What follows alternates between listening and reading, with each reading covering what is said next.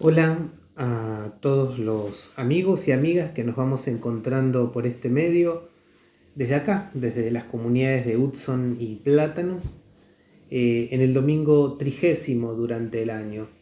El texto que vamos a meditar es el de Mateo 22, 34 a 40, ese famoso texto donde a Jesús un grupo de fariseos le pregunta cuál es el mandamiento más grande de la ley. En realidad a Jesús le tienden una trampa. La intención que los mueve es una intención de conflicto con Jesús. Y Jesús les va a responder no solamente siendo fiel a la Torá, sino llevando ese mandamiento de la Torá, de la ley judía, a su plenitud, como él mismo había dicho: yo no vengo a abolir la ley, sino a llevarla a plenitud. ¿Y cómo realiza la plenitud de esa ley? Adhiriendo al mandamiento que propone la ley: amarás al Señor tu Dios con todo tu corazón, con toda tu alma y con todo tu espíritu. Un segundo mandamiento semejante, esto no está en la Torá, es novedad de Jesús, le va a decir a los fariseos que hay que amar al prójimo como a uno mismo. Y en el sentido que lo va a decir quizás con más notoriedad Lucas, recordemos la parábola del buen samaritano en Lucas 10, ¿no? Cuando Jesús propone como aquel que cumple perfectamente la ley, ese extranjero, ese samaritano que se detiene frente al hombre caído. No es capaz de hacerlo ni el sacerdote ni el levita, diríamos profesionales de la ley judía, no se detienen. En cambio el samaritano sí lo hace. Para Jesús entonces el prójimo no es solo el otro judío o la otra judía, sino todo ser humano que me necesita. Jesús entonces sale de esta trampa profundizando la ley, llevándola a su plenitud y simplificando esa cantidad de leyes que tenían los judíos, de mandamientos que tenía la ley judía, la simplifica y dice: todo eso se simplifica en el amor a Dios y al prójimo. Si uno ama, cumple toda la ley. El ama y haz lo que quieras de San Agustín va por ese lado, ¿no? El amor simplifica la ley, todo se entiende en el amor. 3 consideraciones respecto de esto. La primera, podríamos hacernos esta pregunta: ¿cómo se puede amar a Dios? ¿Cómo vamos a amar al que es el amor, ¿no? Dios es amor, decimos nosotros.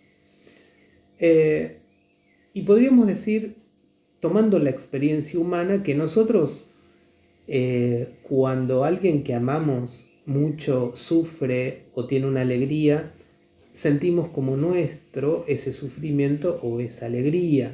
Sentimos ese dolor, sentimos esa alegría. Lo mismo podríamos decir con Dios, que Dios precisamente se alegra cuando sus hijos y sus hijas se alegran, y el corazón de Dios sufre cuando sus hijos y sus hijas sufren. Por lo tanto, por supuesto que Dios es un ser personal al que tenemos que amar, alabarlo, hablarle, escucharlo, pero tenemos que saber también que si amamos lo que Él ama, lo amamos verdaderamente. Y en ese sentido, amamos a Dios no solo cuando le decimos que lo queremos y lo adoramos y lo alabamos en el culto o en la liturgia o en nuestra oración personal o comunitaria.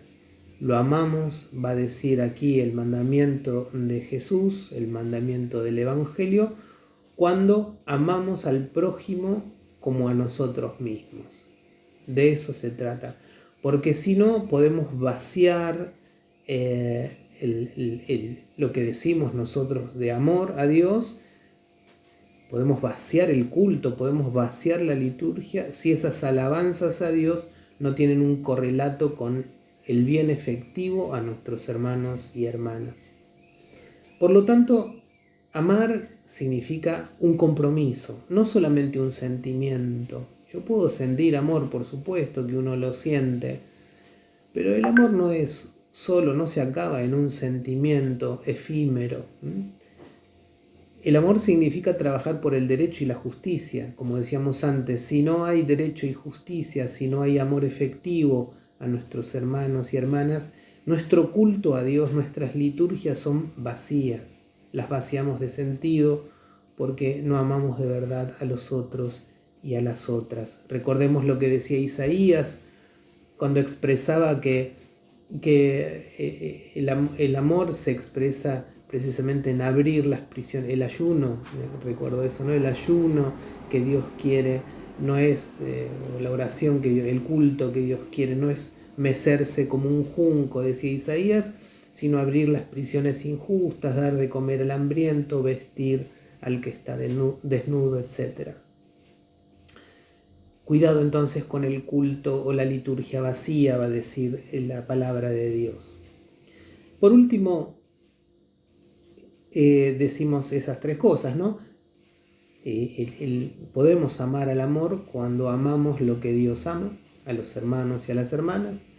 El amor es un compromiso, no solo un sentimiento. El amor puede traer consigo el sentimiento, pero es sobre todo un compromiso afectivo. Y en tercer lugar decimos, el amor hay que concretarlo. No podemos simplemente anhelarlo, hacerlo poesía, recitarlo, porque eso no es amor efectivo. Llamativamente la primera lectura de hoy concreta el amor.